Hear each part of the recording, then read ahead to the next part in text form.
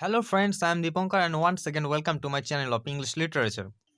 আজকে আমরা নরওয়ের বিখ্যাত রাইটার, বিখ্যাত ড্রামাটিস্ট হেনরিক ইবসেন এর লেখা এ ডলস হাউস এই 3 অ্যাক্টসের প্লেটি আলোচনা করব।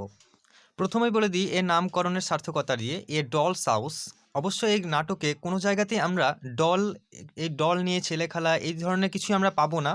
ম্যাটেরিয়ালি কোনো জায়গায় আমরা ডল পাবো না, কিন্তু অ্যাকচুয়ালি একটা স্লাইটলি আইরনিক্যাল টাচ আছে এই নামকরণের জন্য একটা ক্যারেক্টারকে কেন্দ্র করে, আর সেটা হলো এই নোরা। ওকে, নোরা হেলমার। নাটকটিতে বিশেষ করে এই ক্যারেক্টারের উপর জোর দিতে হবে, কারণ এই ক্যারেক্টারের নাম অনুসারেই ডলস হাউস নামকরণ করা হয়েছে। অ্যাকচুয়ালি এই নোরা হেলমার ছোট থেকে অত্যন্ত কষ্ট করে মানুষ, এবং বিয়ে করার পরেও টরভেল্ড হেলমারকে বিয়ে করার পরেও সে মানসিক কোনো শান্তি পায়নি, কারণ তার সঙ্গে তার মতের মিল ছিল না। টরভেল্ড হেলমার ছিল একটু কিপটে প্রকৃতির লোক, আর নোরা হেলমার তার বাপের বাড়ির পক্ষ থেকে একটু বেশি সব জিনিসে বেশি খরচা করার মানসিকতা নিয়েই এসেছিলেন। বিয়ে করার পর আজ দীর্ঘ ৮ বছর কেটে গেছে, তবুও টরভেল্ড হেলমার নোরার মনকে বুঝতে পারেনি। যে কোনো সময় নোরাকে সে তুচ্ছ তাচ্ছিল্য করে, যে কোনো সময় নোরাকে বকুনি দেয়, নোরার মনকে বুঝতে এখনও পর্যন্ত সমর্থ হয়নি। এইভাবে নোরা এখন বর্তমানে অত্যন্ত দুঃখের মধ্যে আছে। অ্যাকচুয়ালি টরভেল্টের ট্রিটমেন্ট নোরার জন্য একটা ডলের মতো, তাই এই নাটকের নামকরণ করা হয়েছে ডলস হাউস। নাটকটি 1869 খ্রিস্টাব্দে লেখা হয়েছে এবং তৎকালীন মহিলাদের যে অধিকার এবং কন্ডিশন তুলে ধরা হয়েছে। শুধুমাত্র এখানে একটি মাত্র মহিলার কথাই বলা হয়নি, আরও কয়েকজন ক্যারেক্টার আছে। তার মধ্যে এই যে ক্রিস্টিনা লিন্ডে, আমরা একটা ক্যারেক্টার দেখতে পাচ্ছি, ইও একজন মহিলা ছিল। আমরা এই নাটকটিতে ক্রিস্টিনা লিন্ডের যে সেন্সিবিলিটি, সেই সেন্সিবিলিটিটা দেখতে পাবো। কেমনভাবে খুব কঠিন পরিস্থিতিতেও নিজেকে মানিয়ে নেওয়ার যে ক্ষমতা, সেটা ক্রিস্টিনা লিন্ডের মধ্য থেকে আমরা জানতে পারবো। বন্ধুরা, এই ফেমিনিস্ট প্লেটির শুরু হয়েছে খ্রিস্টমাস ইভিনিং থেকে, ঠিক আছে? 24শে ডিসেম্বর শুরু হচ্ছে। যেহেতু নেক্সট দিন বড়দিন, ঠিক আছে, তার জন্য নোরা হেলমার অনেক গিফটস কিনে নিয়েছে তার বন্ধু বান্ধবকে উপহার দেওয়ার জন্য, টরভ্যাল্ড হেলমারকে তার হাজব্যান্ডকে উপহার দেওয়ার জন্য। কিন্তু তার হাজব্যান্ড যখন এই সমস্ত উপহারগুলো দেখতে পায়, তখন সে অত্যন্ত কষ্ট পায়, কারণ টরভ্যাল্ড হেলমার তো একজন কিপ্টে ব্যক্তি। যদিও সে আর উচ্চপদস্থ একজন কর্মচারী ছিলেন এক ব্যাংকে, তবুও তিনি নোরার ঠিক অপোজিটই ছিলেন। তিনি যে কোনো পয়সা খুব সাবধানে রাখতেন, সতর্কভাবে খরচা করতেন, আর নোরার দায়িত্বজ্ঞানহীন কেনাকাটাকে অত্যন্ত বেশি ভর্ৎসনা করতেন। নোরা এবারেও ভর্ৎসনা হয়। তাদের এই কথা কাটাকাটির পর্যায়ে টরভ্যাল্ড হেলমারের একটা বন্ধু ডক্টর র্যাঙ্ক বাড়িতে আসে, এবং তারা একটা স্টাফ রুমে চলে যায় গল্পগুজব করার জন্য। নোরা এখন টেনশনের মধ্যে আছে। যাই হোক, ক্রিস্টিনা লিন্ডে তার অনেক বছরের একটা পুরনো বন্ধু তার সঙ্গে দেখা করতে আসে। সে প্রথমে চিনতে পারেনি, কিন্তু পরবর্তীকালে জানতে পারে যে সেই নাকি ক্রিস্টিনা লিন্ডে, তার অতীতকালের সেই বন্ধু যার সঙ্গে তার অনেক স্মৃতি বিজড়িত আছে। নোরা অত্যন্ত খুশি হয়। ক্রিস্টিনা লিন্ডে তার জীবনের অনেক সুখ দুঃখের কথা বলে। সে বলে যে কিভাবে সে একজন হাজব্যান্ড একজনকে বিয়ে করেছিল, এবং সে মাত্র 3 বছর আগেই মারা গিয়েছে। আর সে তারপর থেকে তাকে অনেক বেশি স্ট্রাগল করতে হয় লাইফে কিছু পয়সা উপার্জনের জন্য। এখন সে অনেক গরিব আছে, তার সাপোর্টের কেউ নাই, আর তার চিলড্রেনও নাই। কিছু একটা কাজ দরকার, না হলে তার জীবন অতিবাহিত করা অত্যন্ত কষ্টকর হবে। তার জন্য নোরাকে বলে যে, হে নোরা, তোমার হাজব্যান্ড টরভেল্ডের কাছে যদি কোনো কাজ বা জব থাকে, তাহলে সে যেন তাকে দেয়।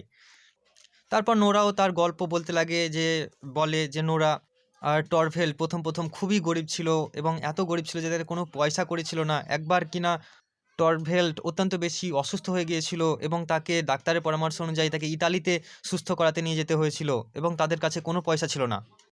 আর নোরাকে সেই পয়সা ধার করতে হয়েছিল, এবং যার জন্য তাকে এখনও পরিশোধ করতে হয় সে ধারদাতাকে। কিন্তু টরভেল্ড এই ঘটনাটা জানে না যে নোরাই আর কি পয়সাটা দিয়েছিল ধার করে। ওকে, তাদের ঠিক এই কথোপকথনের সময় ক্রগস্টেড, ওকে, এই নামের এক ব্যক্তি নোরাদের বাড়ি চলে আসে। এরপর সে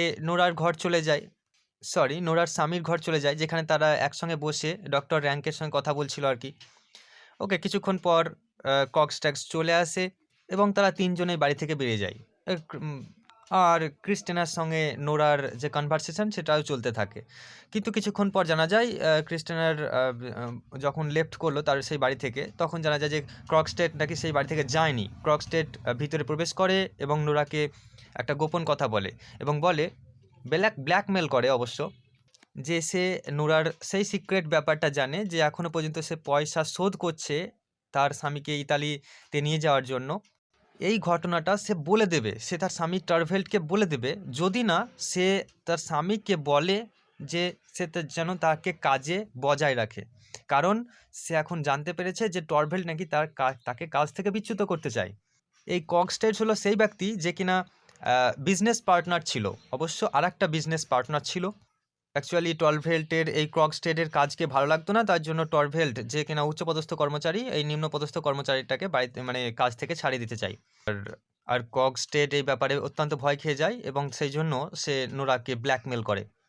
এখন নোরা অত্যন্ত ভয় পেয়ে যায় এবং ভয় পাওয়ার জন্য যখন সে টরভেল্ট আসে তখন সে টরভেল্টকে ভালোভাবে কনভিন্স করায় যে হ্যাঁ তুমি কেন ক্রকস্টেডকে কাজ থেকে বিতাড়িত করবে। তখন সে বলে যে ক্রকস্টেডের কাজ ভালো লাগে না, সে ক্রকস্টেড যখন আসে তখন আমার বিরক্তি প্রকাশ হয় আর আমিও কাজ করার এনার্জি পাই না, সেই জন্য আমি ক্রকস্টেডকে বিতাড়িত করতে চাই। তখন নোরা ভালোভাবে কনভিন্স করে দেয় না, ক্রকস্টেডকে বিতাড়িত করলে হবে না, তাকে সুযোগ দেওয়া উচিত, তাকে কাজে বজায় রাখো আরও অন্তত পক্ষে 1 বছর বা 2 বছর, এরকমভাবে বোঝায় আর কি তার স্বামীকে। কিন্তু টরভেল্ট তো নোরার কথা কোনোদিনই শোনে না, সেজন্য এইবারেও সে শুনলো না। সে টরভেল্ট আর কি ক্রকস্টেডকে কাজ থেকে বিতাড়িত করলো। টর্ম এ আর ঠিক এই জন্যই এই ক্রকস্টেড টরভেল্টকে আসল সত্যটা জানানোর জন্য একটা চিঠি লিখে দিল এবং ড্রপ বক্সে ফেলে দিল। এখন নোরা তো প্রচণ্ড দুশ্চিন্তার মধ্যে পড়ে গেল যে কি করবে ভেবে পেল না। আর কিছুক্ষণ পরেই হয়তো টরভেল্ট আসল সত্যটা জানতে পারবে এবং প্রচুর ধমক দেবে তাকে। নোরার বন্ধু ক্রিস্টেনা আর খানিক পর এলো এবং তাকে সান্ত্বনা দিয়ে বলল, ঠিক আছে আমি ক্রকস্টেডের কাছে যাচ্ছি এবং তাকে বোঝাচ্ছি। এইখানে একটা ঘটনার ব্যাপার আছে যে ক্রকস্টেড ছিল সেই লাভার যাকে ক্রিস্টেনা অনেক দিন আগে থেকে ভালোবাসতো, অনেক দিন আগে থেকে ক্রিস্টেনা ভালোবাসতো। কিন্তু ক্রিস্টেনা অপরচুনিটি পেয়েছিল একটা রিচ ম্যানকে বিয়ে করার এবং তাই করে নিয়েছিল। কিন্তু রিচ ম্যানটা যেহেতু মারা গেছে সেই জন্য ক্রিস্টেনা আবার ক্রকস্টেডের কাছে ফিরে গেল এবং বলল যে আমি অনেক ভুল করেছি, আমি এখন অনুতাপ করছি, এখন আমি তোমাকেই বিয়ে করতে চাই, আমার আর কিছুই করার নেই। আর ক্রকস্টেডও এখন ভালো মানুষে পরিণত হয়ে গেল এবং বলল ঠিক আছে আমি এখন নোরার সমস্ত দোষ আমি মুক্ত করে দিচ্ছি এবং আমি ওই চিঠিটা রিটার্ন করে নিয়ে আসবো, আমি দেখতে দেবো না টরভেল্টকে সেই চিঠিটা। কিন্তু ক্রিস্টিনা অ্যাকচুয়ালি চাইলো যে নোরার সে সমস্ত কার্যকলাপ, যে গোপন কার্যকলাপ, সেটা কিন্তু ওই টরভেল্ট দেখুক। না দেখলে টরভেল্ট কি করে বুঝবে যে তার স্ত্রী তাকে কতটা ভালোবাসে এবং ভালোবাসার জন্য সে তার নিজের জীবন দিয়ে নিজের টাকা ধার করার পর তার অসুস্থ শরীরকে সুস্থ করেছে এবং এখনো পর্যন্ত গোপনে কাজ করে তার সে টাকা ধার পরিশোধ করছে। নোরা অবশ্য চিঠিটা দেখতে যাতে না পায় সেই জন্য কিছু সময়ের জন্য তাকে ট্যারেন্টুলা নামক একটা ড্যান্স প্রদর্শন করে, কিন্তু টরভেল্ট এইসব ড্যান্স ফ্যান্স পছন্দ করে না। তার কিছুক্ষণ পর সত্যটা রিভেলড হয় যখন সে ড্রপ বক্সটা খুলে এবং সে চিঠিটা পায়। প্রচণ্ড ধমক দেয়। নোরা মাটির দিকে মুখ করে সমস্ত ধমক সহ্য করে, সমস্ত কিছু সহ্য করে। সে জানে যে কি হতে চলেছে। টরভেল্ট নোরাকে মিথ্যাবাদী বলে গালি দেয় আর বলে টরভেল্ট রাখতে চায় না তার সন্তানকে সেই মিথ্যাবাদী একটা মায়ের সঙ্গে। সে তার সন্তানকে নিজেই লালন পালন করবে আর তার মাকে একা একই রাখবে। ঠিক এই মুহূর্তে ককস্টেডের আরও একটা লেটার হাতে চলে আসে টরভেল্টের। এই লেটারে টরভেল্টের ওই বন্ধু ক্রকস্টেড, ওই বিজনেস পার্টনার ক্রকস্টেড নোরার কাছ থেকে ক্ষমা প্রার্থনা করেছে এবং নোরাকে যে ব্ল্যাকমেল করেছিল তার জন্য অনেক ক্ষমা প্রার্থনা চাচ্ছে। এই পরিস্থিতিতে নোরার হাজব্যান্ড একটু চুপ হলো, কিন্তু নোরা এই মুহূর্তে গর্জে উঠল এবং বলল টরভেলকে, দেখো আমাদের বিয়ে 8 বছর হয়ে গেছে, 8 বছর পেরিয়ে গেছে আমাদের বিয়ে, তবুও তুমি আমার মনকে বুঝতে পারোনি। ছোটোখাটো কারণের জন্যই তুমি আমাকে খোঁটা দাও। তোমার জন্য আমি যে এত মহৎ একটা কাজ করেছি, তোমার অসুস্থতাকে সুস্থতা দান করেছি, তবুও তুমি আমাকে প্রশংসা করা তো দূরের কথা, তুমি আমাকে গালি দিচ্ছ। আর তোমার জীবনে আমার কোনো মূল্যই নাই, অথচ আমি তোমাকে কত মূল্যই না দিই। আসলে তুমি তো আমাকে ডলের মতোই ট্রিটমেন্ট করো, একটা ডল, একটা পুতুল যার কোনো ফিলিংসই থাকতে পারে না। এই সমস্ত কথা বলে নোরা সেই বাড়ি থেকে বেরিয়ে যায় আর এর মধ্য দিয়েই এই গোটা নাটকের সমাপ্তি হয়। Thank you my friends, if you understand this play very well, then please like and comment on this video, and for more video like this, stay with me. Goodbye.